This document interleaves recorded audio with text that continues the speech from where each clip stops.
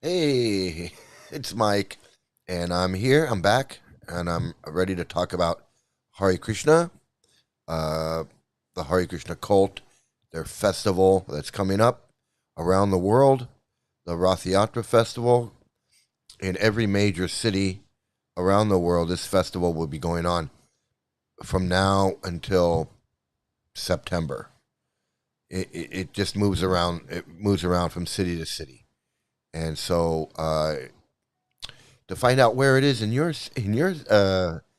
town or village, um, you can check the ISKCON webpage, and then you can go out and you can protest about this cult, and they should not be having this big festival, recruitment festival, with all the dangerous and horrible things that they teach in their books, the racist, sexist things that they preach about has no place in our society. The things that they want, the things that they say, child marriage, women are less intelligent, women are 9 times lustier than men, women like to be raped, little girls must be married to men, grown men, all these things. This has no place in a civilized society, and letting them spread this dangerous, horrible teachings. It's not even a philosophy. It's just horrible beliefs. It should not be allowed. It shouldn't. So I'm going to talk about that, but first, let's get into the opening.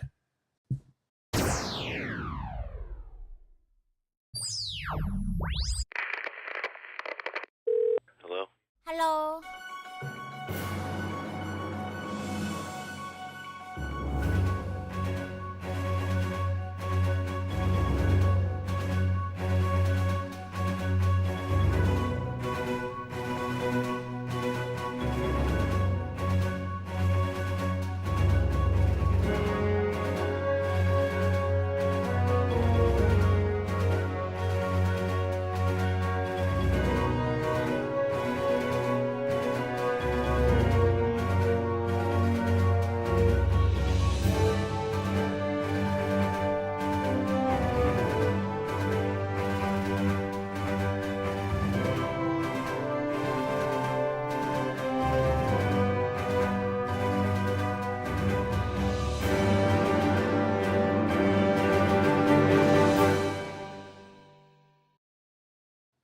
Okay.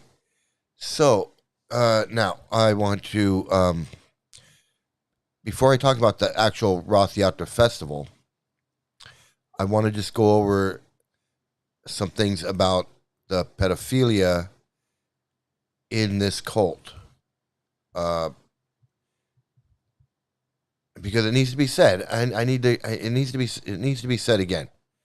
And it's hard to just say, "Hey, this is a pedophile cult," implying that everybody in it is a pedophile. No, not everyone in it is a pedophile. But this cult, because it's a cult, and they all believe the same things, and they all practice the same things, the same rituals, and the same everything. They're all the same. They're like robots. They're they all believe the same things. So when you've got temple presidents and gurus and people at the top that are protecting pedophiles, that all goes down. Everybody ends up protecting the pedophiles. Nobody reports them. Does that mean everybody's a pedophile? No. But you don't know who they are because no one reports them. They just accept it. It's a pedophile protecting cult. These pedophiles run rampant through this cult because they're not turned in. They're allowed to. They're allowed to just, they're allowed to. They're allowed to live in the communities. They're allowed to be in the temples. They're allowed to be at the festivals. They're allowed to participate in everything. That's what my last show, I was talking about this girl in Australia that wrote a letter saying, hey, my dad is a pedophile. He abused me. He's abused others. And I won't take my kids around him. And he's still hanging around the Krishna temple. He's still allowed to hang out there. So she said, and I can't do anything, so I'm going public with it. Do you think they care? Not that they're insulated. This is to protect other people that don't know, that come in contact with this cult. That these people do not turn in or report crimes that they commit against, that their own members commit against their own community, like child molestation, rape, domestic violence.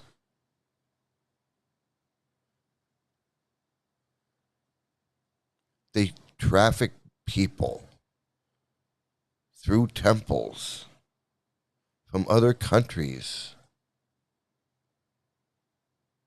with visas, religious visas and educational visas and promises of whatever. This is a dangerous cult.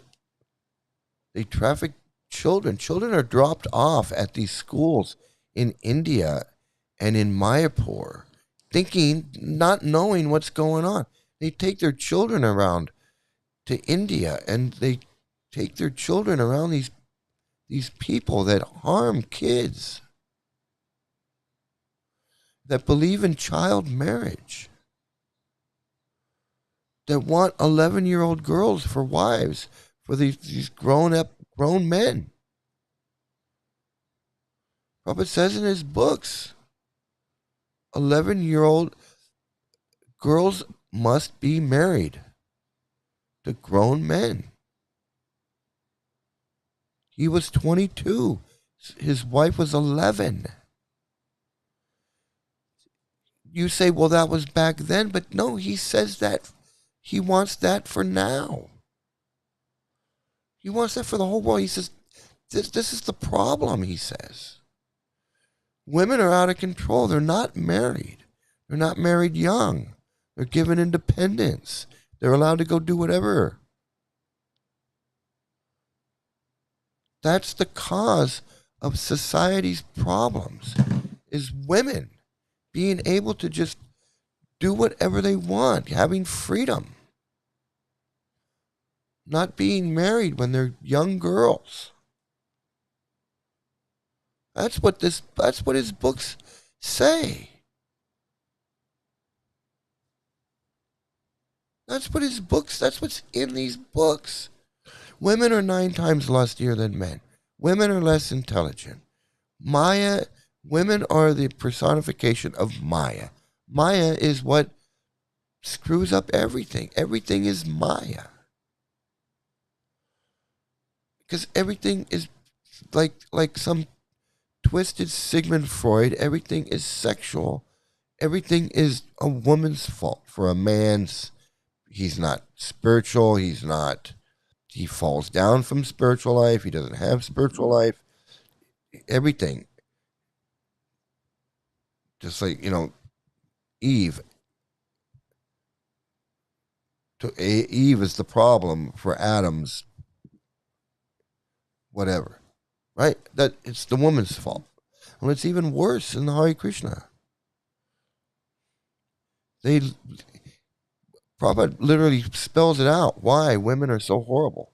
In his books, he says they're less intelligent. They need to be controlled. They need to be under the control of their father, their husband, their son-in-law, their son.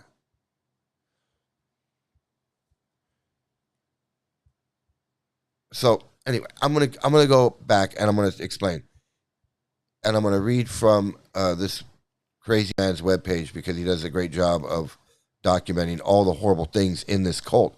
And he says right here, he's talking about this Jaya Tirtha, one of these gurus, got his head cut off because he was screwing around with somebody's wife.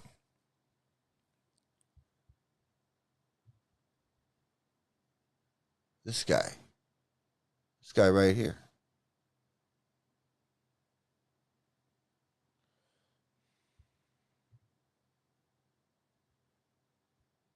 That's how crazy these people are. He was crazy enough to think he could just go have sex with one of his disciples' wives, and then the disciple was crazy enough to go chop this guy's head off in the middle of the friggin' airport or wherever he was.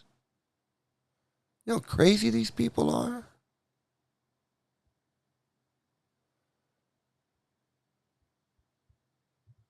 That's the story of this guy. And he was supposed to be some guru, Prabhupada's right hand man, or pure devotee, whatever. This guy? Come on. You think he was the only one running around having sex with? No, he wasn't the only one. There's a bunch of them. He was the only one that got his head chopped off. You know how crazy these people are? Chopping heads off? Having sex with your disciple's wife? Come on, man. A bunch of bullshit. If he was some guru, would he end up like that? Would he be doing stuff like that?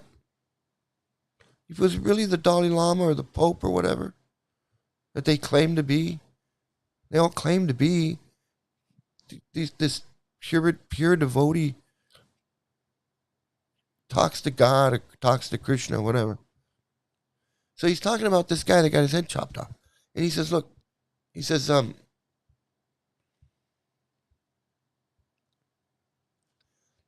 he says, one of the major questions I get all the time from devotees, media, police, feds, etc., is how did all of this damage and destruction happen to ISKCON and so many of its citizens, especially its children? Okay, so first of all, nobody's asking him these questions. He gets questions because he's on the internet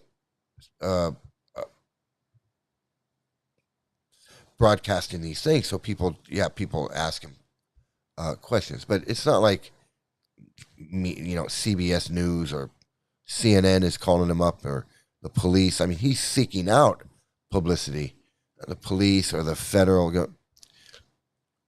But he's right. But he says he's misleading because he says, how did all of this damage and destruction happen to ISKCON and many of its citizens, especially? This damage has always been there. It didn't just happen. It's been happening since it began. Prabhupada opened up these schools, you put these children in there, and they immediately started being molested and abused. And he didn't care. He didn't care. When they came to him and said, hey, this guy, Prabhupada didn't care. He said, oh, yeah, it was whatever. He didn't care about the kids. He didn't contact the parent. He didn't say, oh, all these kids have been molested by this guy? Take me back to the school so I can talk to these kids and no, he didn't give a fuck. He didn't give a fuck about those kids or the parents. No, he didn't care. He didn't care at all.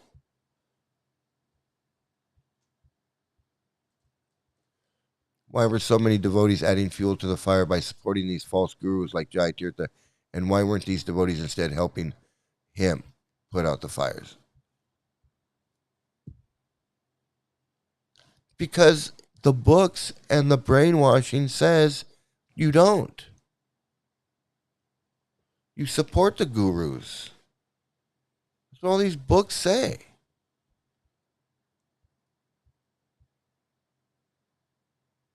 He's asking, how come these cult members were acting like cult members? Why is it that you can see all the problems, but you're still in the cult? You're acting like a cult member too. Any sane person who documents day in and day out all the crazy shit that goes on in this cult and is still in it, acting like, oh, it's not a cult. I mean, come on, man. They refuse to see. They just refuse. Look, he says here, in 1979, we were opposing His Divine Grace, Srila Jayatirtha Tirthapad Maharaj, saying that an intoxicated, lusty person who was having affairs with female disciples and who was offering LSD to the Shalagram deity should not ever be worshipped as God's Messiah successor. Okay, first of all, why are you calling him His Divine Grace, Srila Jayatirtha Tirthapad Maharaj? That's not who he is. He's James Immel, whatever his name was. He's just a fucking freak who thought he's no different than Charlie Manson. Just that you had pretending to be a Hindu. But up here, he's no different than friggin' Charlie Manson or Ted Bundy. Thinking he's some friggin' god? That he's thinking that he's His Divine Grace, Srila Jayatirtha Tirthapad Maharaj? And this guy still calls him that? He still calls him His Divine Grace. What fucking grace does he have? What grace did he ever show anybody other than screwing another man's wife? And then getting his head cut off and freaking out the rest of his... I mean, I can't even imagine finding out, thinking I'm on a spiritual path, thinking I'm chanting, I'm doing what this guy... And then to find out the guy gets his head cut off because he's screwing another man's wife. I mean, that would make me fucking never trust a religious person or a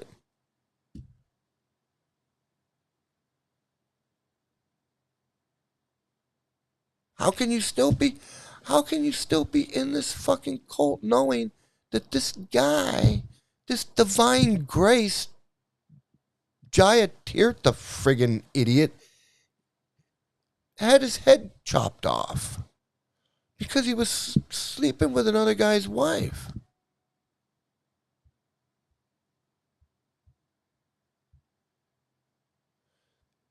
And he says,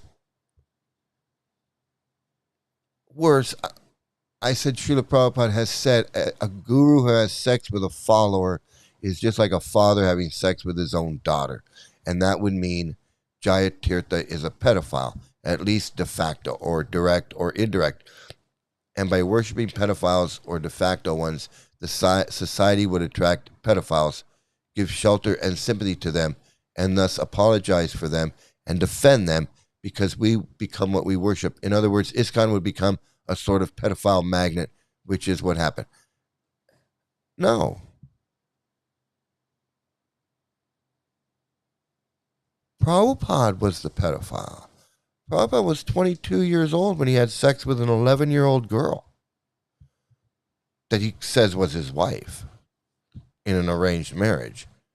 He could have said, no, I don't want to have sex with that 11-year-old girl.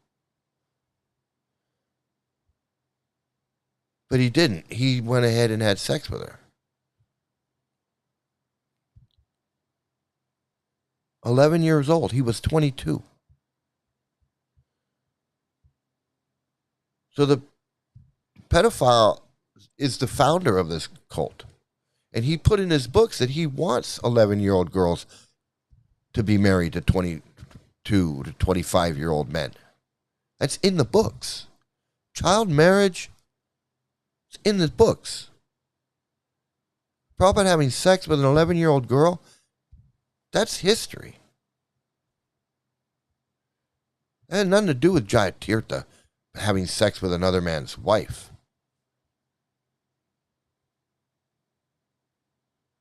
Dama Ghosh was defending 11-year-old wives to me, telling me that I didn't know what I was talking about.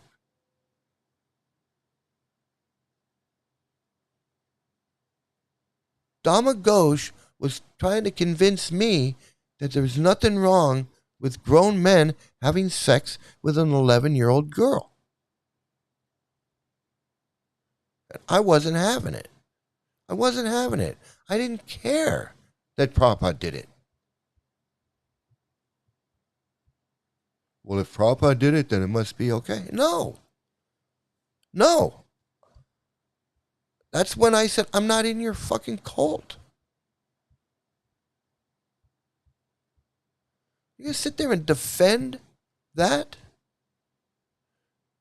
Look, you can defend a lot of things. You can defend a lot of shit. But not that. I don't care. I don't care. You say, well, it was 1900. I don't know. Prabhupada says now. When he wrote Bhagavatam, when he wrote the third canto, when he was lecturing, that wasn't 1900 shit. That was 1977. It was 1976. It was 1975. He was promoting and put that in his books in the 70s, not in 1890, 1900. Don't give me that bullshit. Oh, it was, probably was that they did that back then. Well, they didn't have to do that back then. Prabhupada didn't have to get married when he was 22. He could have said no.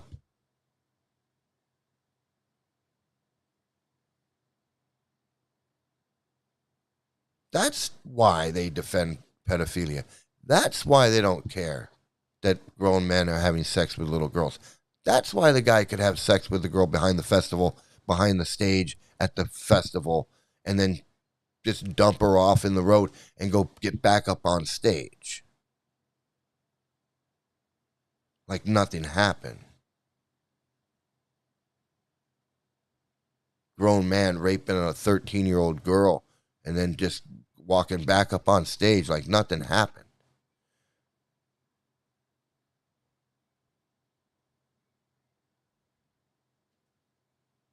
And then the mom marrying the daughter off to some guy so he could take her to India and have sex with her till he was done with her.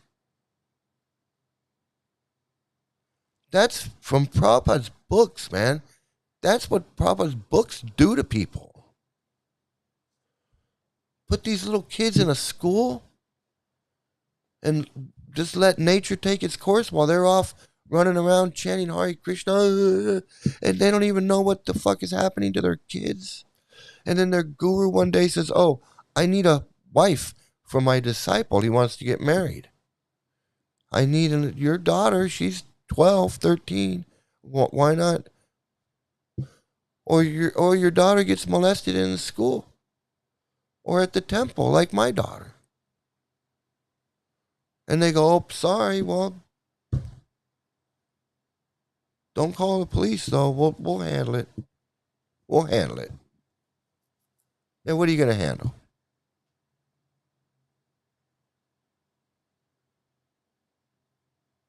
It act like pedophiles need to join a cult so they can molest kids. Pedophiles molest kids all over the place. They don't need to join a cult. In fact, that sounds so stupid. Like, why would somebody who can go have access to kids anywhere join a friggin' cult and shave their head and do all that bullshit just so they can have kids when there's kids everywhere? It makes no sense. No, the cult takes normal people, go into this cult and drop their kids off at a school so they can go play Hare Krishna. And then the kids end up getting abused. getting abused left and right. I'm not making this shit up. I'm not making this shit up. So even this guy who documents all the bullshit, he wants to say, no, it's because of something else. Now ISKCON is a pedophile magnet. No, it's a pedophile factory. It's not a magnet, it's a factory.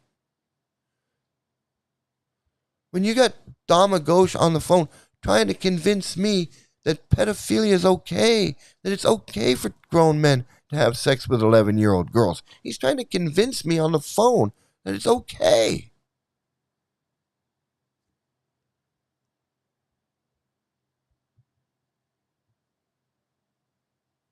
Like, what is wrong with you, man? Then I find out, yeah, he was one of the ones who wanted a young wife. When he first joined, he was like, can I get an 11-year-old?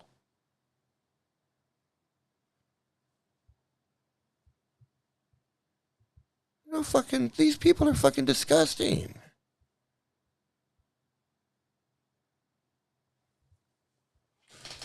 They bribing judges to let fucking pedophiles get out of jail because they're in your frigging cult. Like you don't even care that they broke the law, they belong in jail. Why are you so concerned about this person? He's not your family, he's not your son, he's not your father. He's no relation to you. He's just another cult guy.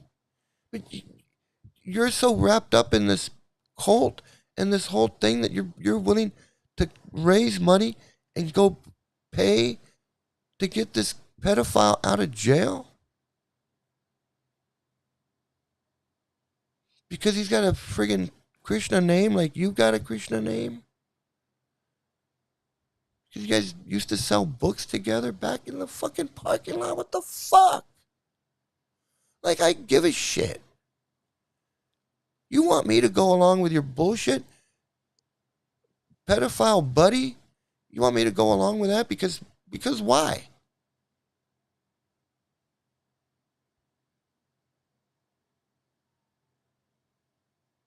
Why am I going along with your bullshit?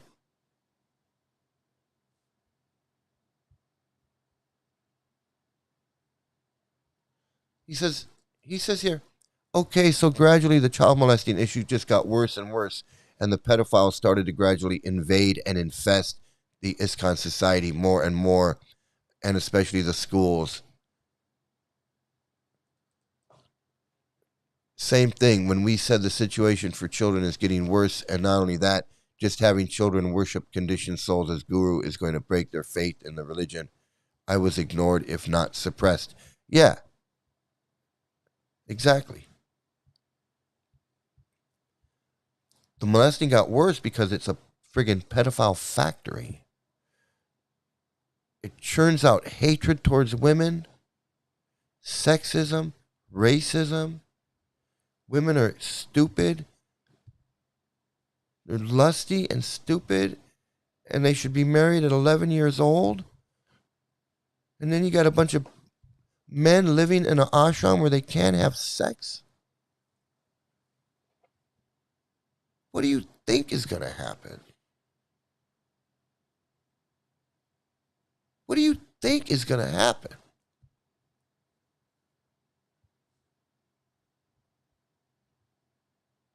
They think that because they're chanting some friggin' mantra that they can just like deny themselves everything of being a human being because of some magic words? No. It doesn't work that way.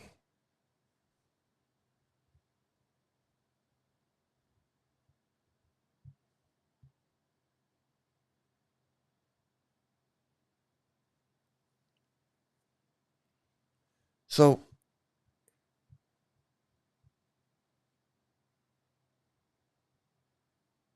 Okay, so that explains. Even this guy that's in the cult says there's pedophiles infesting this whole thing. They worship them. These gurus are molesting children. Children are molesting children. Everybody's friggin' it's a fucking insane asylum of pedophilia.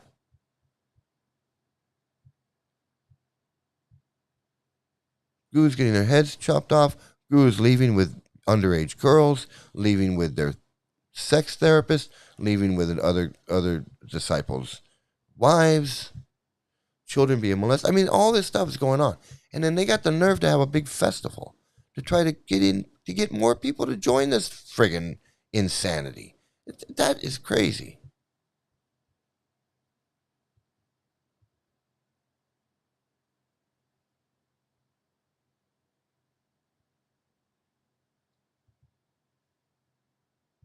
They got to have a big festival. This is the biggest festival they have.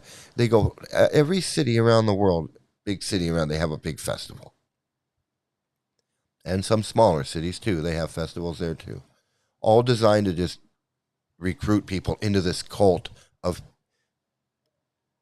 Well, I already said pedophiles and protectors and predators. That's all it is. Everybody in this cult is protecting the pedophiles. Because if you're not protecting them and you're speaking up, speaking out, get out. They don't want you around. They don't want you around.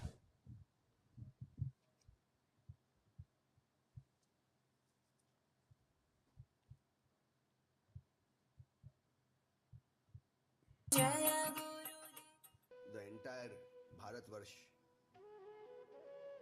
in Satyuga of the first Satyuga of Swayambha Manu. So his capital was Avanti, today's Ujjain. Today's Ujjain was his Mm. capital. So he had a very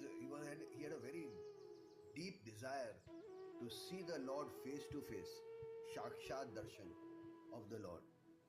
So basically there are three stories of Lord Jagannath. So I'm beginning with the first story. So once, a palace guest, a person who had come as a guest there. So, he related a very strange event that he had I guess the witnessed sound on this video is really in Lord bad. Purushottam Kshetra, Jagannath Puri. So this I guest guess I should have watched it before, but I didn't want to watch witnessed it a very before. But very strange anyway, you can see occurrence, basically the history of in Purushottam Kshetra. festival. It's very old. This festival is So very every old, night he saw thousands of devotees years coming old, down to worship and the this deity video of is Neela Madhav basically telling the story of why this and festival happens, but performing devotional prayer. you can't hear it, so Neel Madhav, very it doesn't beautiful it deity of doesn't matter. Neelam. But Neelam. um, Neela Madhav was the deity of made of a blue sapphire. so this festival is very old. It's thousands of years old, I guess. They've been making these carts in India and pulling these idols around, these deities or idols, whatever you want to call them, dolls, pulling them around and worshiping them for thousands of years. They've been doing that. Okay, whatever. That's fine. I don't have any problem with that. But this pedophile cult, this cult started by this Prabhupada guy, the Hare Krishnas, he liked this festival. It's kind of like he's like the L. Ron Hubbard or the whatever. So whatever he liked, he's the cult leader. He liked this festival. He liked to have this festival go on all over the world. He liked it. So they do this festival. The food that he ate is like their special food. Like, oh, Prabhupada liked this, and he liked this, and he liked this, and he drank 7 Up, and he liked to wear these kind of shoes, and he wore this kind of whatever. And that's all like legend and mythological and whatever. So this festival is something that they do, which the founders started doing this festival. So now it's their biggest day, their big day, when they have this big festival. And this is when they try to sell as many books as they can, try to get as many people roped in, recruited in through this festival. And they have it in LA, they do it in Venice Beach. They take over the whole Venice Beach area, and they just, it's a whole day, Krishna Day. And it's really sad that they've hijacked this ancient festival, Hindu festival from India. They've hijacked it and turned it into a big cult recruitment festival. They call it the Festival of India, but it has nothing to do with India or the history of India or anything to do with Indian culture or Indian anything. It has to do with Hare Krishna. It has to do with Hare Krishna books and their beliefs, what they believe. And it doesn't even have to do with what they believe. It's basically just a big show so that they can sell their books, make money, and recruit people. And recruit people into the cult. And they do. People go to this festival. They don't know what it is. They see these big things. Let me show you here.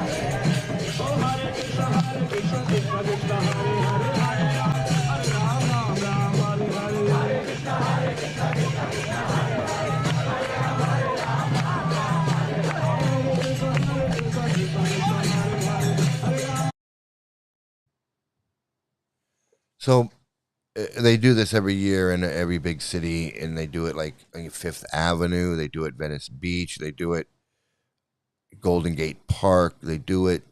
I don't know every city.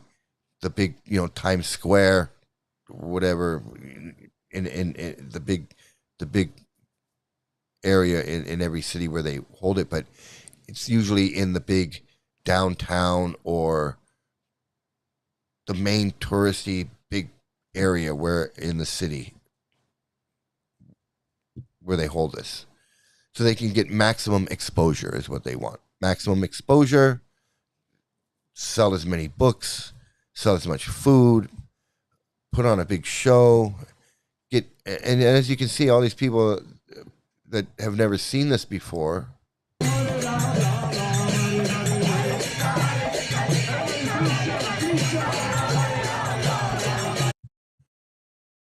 They see something like that, they're like, wow, what's that? What is that? What are those people doing? They don't know who those people are. Who is that? What is that? Hare Krishna. And they jump around, they follow them or whatever, and they go and they get a free plate of food, and maybe they get a book. Maybe they buy a book. And they talk to somebody, and they're talking, oh yeah, Krishna, yoga. It's yoga, man. We're yogaing out. We're doing bhakti yoga. We're from India. This is Indian from... And then they start with the lies. Prabhupada, Vedic scholar, 5,000 years ago, Krishna this, and 500 years ago, Lord Chaitanya that. And Prabhupada came in 1965, 66, New York, and start with these books. You only hear that, that's what they start in. And he translated these books, and then he wrote all these books, and he opened all these temples, and he started this thing, and Prabhupada's the guru, man. He's pure devotee.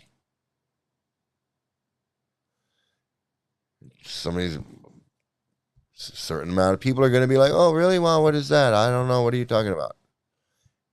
And then they end up going to the temple. They end up getting a book. They end up, and then certain percentage of those people join. They get hooked. They get in. Just like Scientology. And the next thing you know, they're adios to their family. They cut off their family because Prabhupada teaches in his books, your family's temporary. Your parents are eating meat, doing this and that. Your friends eating meat, doing this and that. You don't need to hang around with your friends that aren't being Hare Krishnas. You don't need to hang around with your family that aren't Hare Krishnas. If they're not Hare Krishnas, then adios.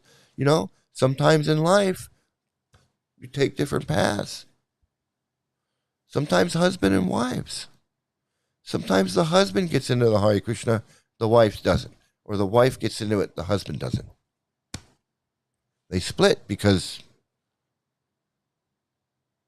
it's not compatible.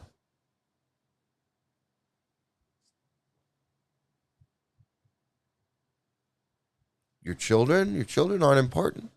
Children aren't important. You can put them into Gurukul so they can get a Krishna conscious education while you go off and sell books and do this shit.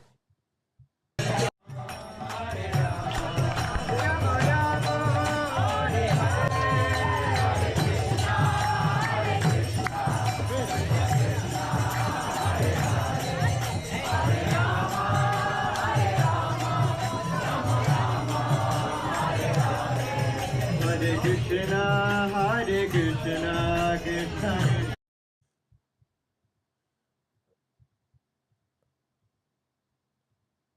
Guaranteed, a lot of those people there, they don't even realize what they're involved in.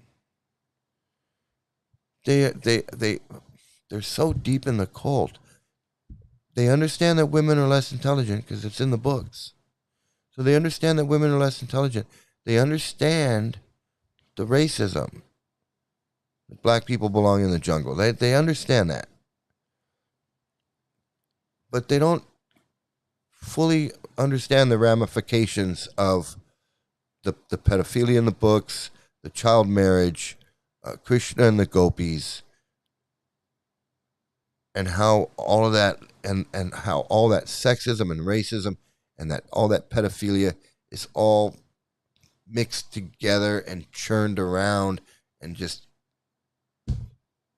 they don't understand it. They don't get it.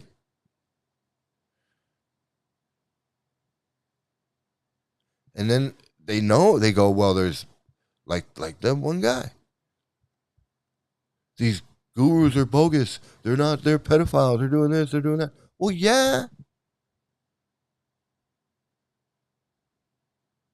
And there's so many pedophiles in the movement. There's so many pedophiles now. Well, yeah. It's a pedophile factory. You don't understand. It's a pedophile factory. Domestic violence factory. You guys promote this stuff. It's in your books. It's in your teachings. It's in your daily lives. And then you turn around and go, wow, I can't believe there's the children that were abused and none of the kids want to be Hare Krishnas. Yeah, because you believe in this stuff it's a cult.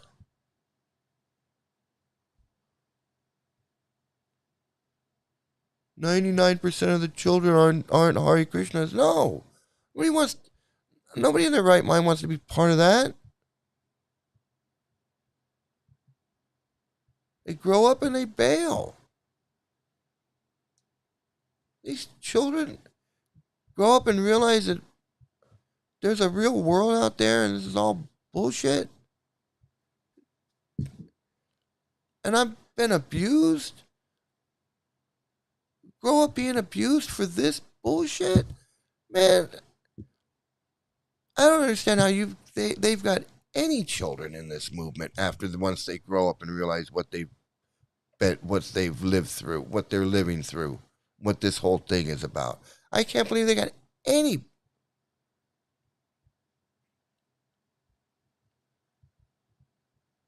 And most of these people, they don't know. They have no idea. A lot of these women are in there and they hear all day long about Maya and women, less intelligent, all this shit. And then they don't understand why they're miserable. Why the men don't like them? Why don't the men want us around? Why do we have to stand in the back? Why do we have to stand on the side? How come we can't mix in with the men? And how come they got to stay separate? And how come they're always... It's a whole weird thing. And it looks like it's all peace and love and happiness and all that. Brown Brew is a complete tabletop mapping system which is infinitely reusable. Sorry about that. It looks like it's all happy and colorful and flowers and balloons and singing and dancing and all of that. Hare Krishna, Krishna Krishna, Hare Hare, Hare Ram, Ram Ram, Hare Hare.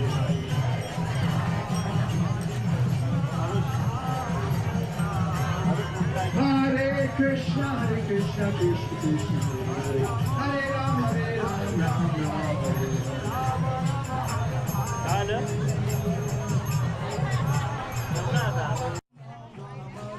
As you can see, the women are either by themselves or with other women, and the men are in groups of men.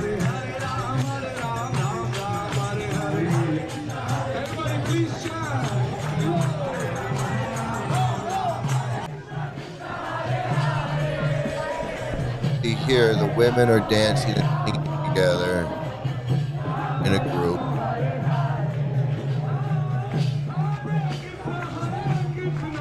Because they're not allowed to dance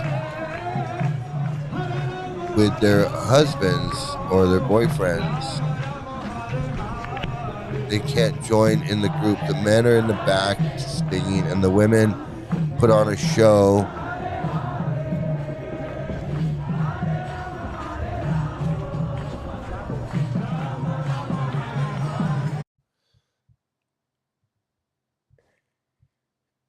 It's a weird thing. It's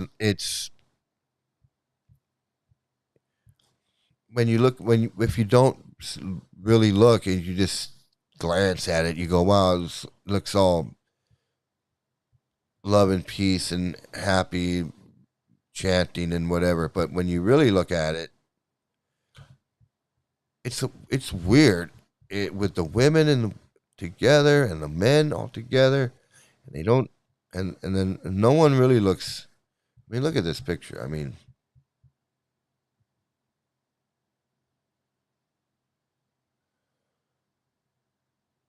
this is the happiest day of their biggest day, their happiest day, and they all look sour, and they all, even when they're happy, they look sour, and what can you say? What can you say about that? But that's what this whole thing is. It's just a big recruitment festival for recruiting people into this cult. And I'm going to tell you, in whatever city they have this, if it's in your city, like in Venice Beach, this is one of the biggest ones. People come from all over the world to come to Venice, to the LA Temple, to Venice Beach, to participate in this big festival. So you've got gurus and their followers, and you've got all kinds of people there. And I'm going to tell you right now, you've got a lot of pedophiles in this festival. Gurus that are, it just blows my mind when I think about it. Gurus that you could have everything from a pedophile guru like Lokanath Swami or Bhaktividyapurna Swami, or ones we don't even know. Those are the ones we know about. There's a lot that we don't know about. Padma Garva, the guy that got my daughter, could be in the crowd. Be a lot of guys in that crowd. There's a lot of wife beaters in that crowd. There's a lot of pedophiles in that crowd. I mean, the percentage goes up because this is a cult. And they all believe the same things, and they're all protecting each other. and they feel safe around each other. So they can all come out and they can all hang out together. And at the Venice Beach, Lokanath Swami probably be there. Radhanath Swami be there. Guys that possibly had something to do with the murder of devotees, with the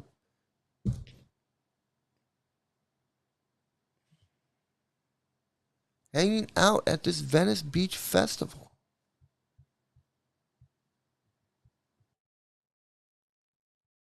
You have no idea who these people are.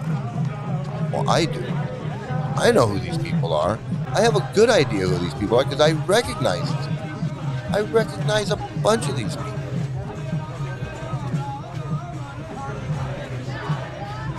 I can name a bunch of people in this video. I've already recognized like 4 or 5 people in this video. And they're at the LA temple. And I don't know if they're pedophiles or not. I know some of them are.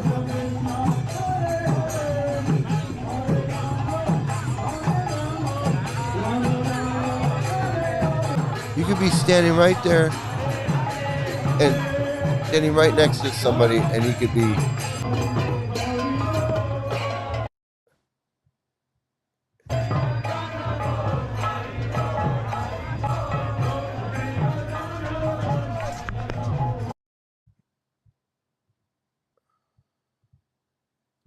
like that woman said.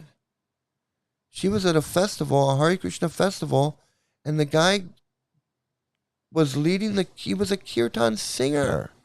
He was like up on stage singing. He took a break to go rape her behind the stage. That sounds crazy. That sounds insane. But that's what he did. That's what happened. That's what these people do.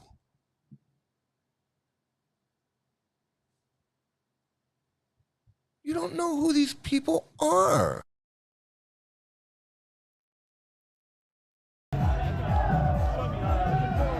And all these kids running around.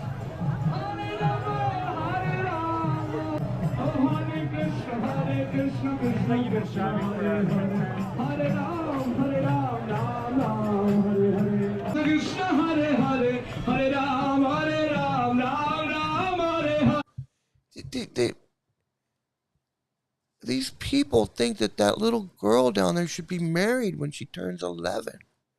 11, 12, 13. Marry her off, send her to India. Marry her off to a grown man, send her off to India. That's what they want to do. I'm not joking about that. It sounds insane. But that's the truth. I feel like the guy from Network, like, open your window and shout. I'm mad as hell. I'm not going to take it anymore. That's what these people believe. They believe in child marriage. They believe these little girls should be married to grown men. Grown men. And they all get together at these festivals.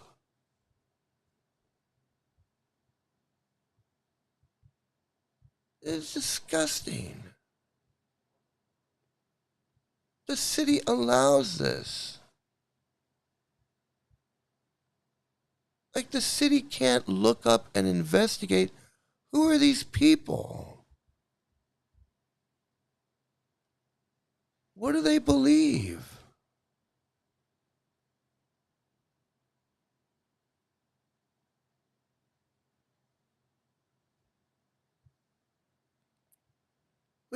Let any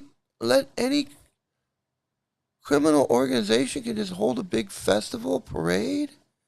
You mean like the Manson family can have a big festival down in Venice Beach?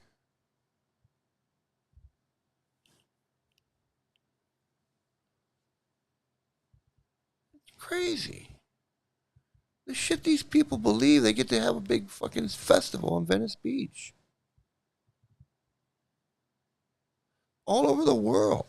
Some countries, they don't allow it, but most countries allow this. Because they don't know. They think it's a Hindu festival. It's a festival of India. Festival of India. No festival of India. You know what what they think, that they believe that this festival is. So Krishna leaves Vrindavan. Krishna has all these gopis, these 11-year-old girls in Vrindavan, and he leaves Vrindavan to go be a prince when he turns 16 or whatever, right? He's 16. He leaves to go be a prince in Dwarka. So he leaves Vrindavan. And Radharani and all the other gopis, they stay in Vrindavan, and they're sad. They're like, oh, we don't get to have sex with Krishna anymore. He's gone. So when the Battle of Kurukshetra happens, and Krishna comes from Dwarka to Kurukshetra, and he meets the armies on the battlefield of Kurukshetra, which is not too far from Vrindavan. So that everyone from Vrindavan goes to Kurukshetra to meet Krishna. They want to meet Krishna. And they want to take Krishna back to Vrindavan.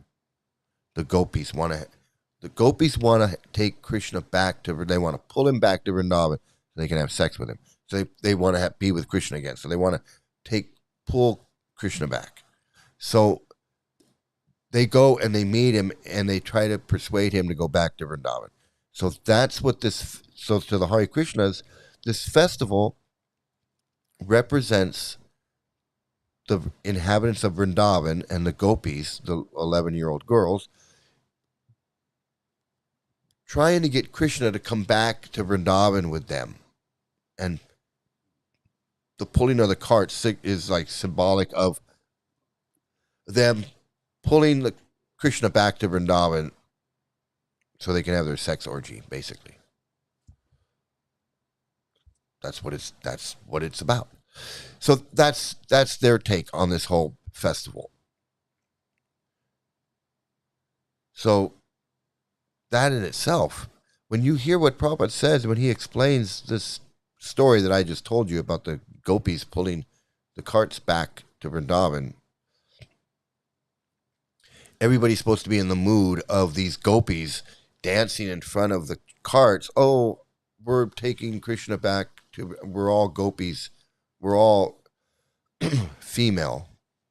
And Krishna is the male who has sex with us. So we all, in our next lives, if we're male, next lives we become gopis. We become little 11-year-old girls. And our wives in their next lives become men so that they can become gopis in their next life. Because women don't go back to Godhead. Only men go back to Godhead. Women have to take birth as a man and then take birth. Then they can go back to Godhead and take birth as a gopi.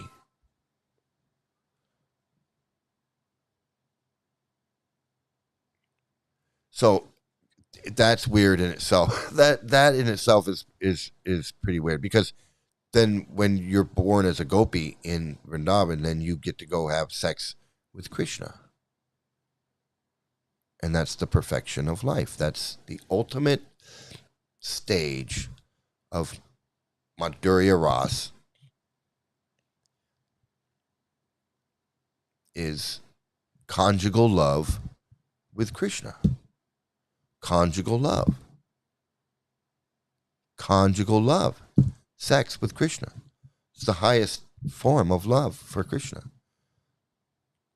So that's what it's all about. And that's what this festival represents, is conjugal love. It's in the being in the mood of Madhurya Ras, conjugal love with Krishna. The gopis wanting to have Krishna one more time, taking Krishna back to Vrindavan. so they can have Rasa dance, Rasa Lila, one more time. So that's the explanation of, well, that's the Hare Krishna explanation of this Ratha Yatra festival. The other explanation for this festival is that the deity wanted to come out of the temple and go cruise around and check out everything. So they built these carts and they take the deity out one day a year. They take the deity, this wooden statue, they take him out. There's 3 of them. They take all 3 of them out. There's Jagannath, Baladev, and Subhadra. There's Krishna, his brother, and his sister. And they go and they ride on these carts and they go for a ride. And they've been doing that for thousands of years. And they go down and they check out this one temple, this Gundicha temple. They check that out. And whoa, hey, this is cool. And then they get back on the carts and they go back. And it takes like a week, or I don't know, it takes a few days to get from one temple to the other. It takes a couple days. And then once they're there, they hang out there. They have a big festival, whatever. And then they go back. And so that's the original festival that happens in India. It's been going on for thousands of years, maybe 2,000 years, maybe more, in some form or another. It's been happening a long time. and so that's what this Ratha Yatra festival is. So the Hare Krishnas have kind of hijacked it. They've hijacked this thing. The first controversy was the fact that they were celebrating this, recreating this festival outside of India.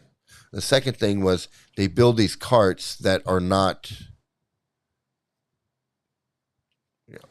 they're building their own carts. I don't know. They didn't like, so everything in India is everything's very traditional and they're very superstitious and tradition. They like tradition. So they didn't like that the Hare Krishnas were building carts and holding this festival as if it was, they felt it was disrespectful. Like, you shouldn't be doing that.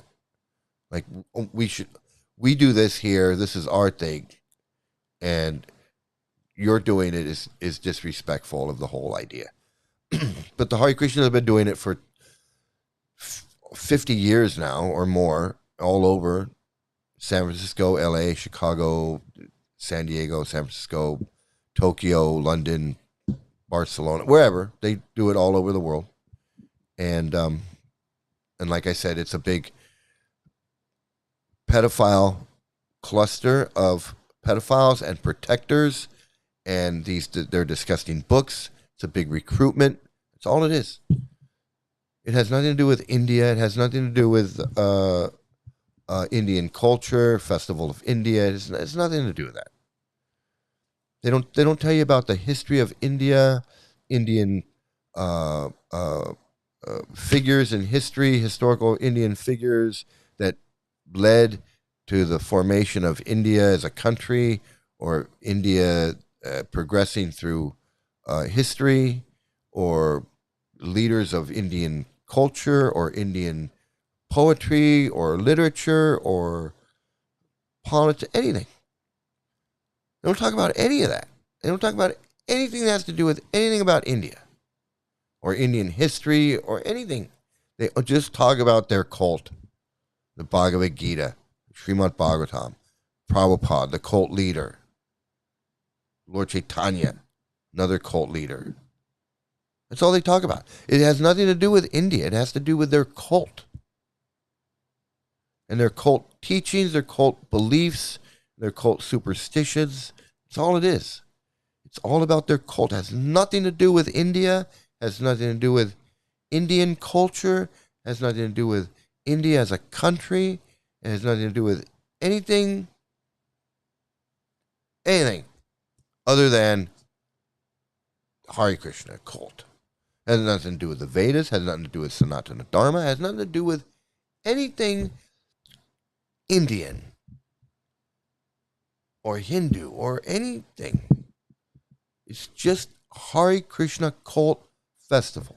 If you're going to this festival, you're going to a cult festival. And you're celebrating cult stuff. That's it. I hate to break it to you. And if you've been going to the one in Venice Beach for the last 30 years or so, like I was going, and now you're like, you mean it's a cult? Yeah, it's a cult. It's a cult festival. No different than Scientology, no different than Waco, no different than Jonestown. That's what it is. It's exactly what it is. It's worse. It's worse. So anyway, I'm going to leave it here. This class is over. There we go. And I just thank everybody for watching. I hope you learned something about the Hare Krishna Ratha Yatra Festival. It's coming to a town or city near you soon. In the next 3 or 4 months, it's gonna be going all over North America, all over South America, all over Europe, Australia, everywhere. It's gonna be going all over. So I'm letting people know. I'll be making more videos about it because it's important that people know. People don't know what this thing is. They just think it's a big parade, Hindu good time festival of India thing. They won't even call it what it is, which is a Hare Krishna festival. They call it the Festival of India because they know that if they say Hare Krishna, it's going to turn people off. So they say, oh, it's the Festival of India. So I want to thank everybody for watching. Please like, share, and subscribe so I can get these videos out. More people watch, more people know. It's a dangerous cult. And everybody out there, have a great day, great morning, great afternoon, great evening, and have some great luck. And please stay out of a cult. And let's see.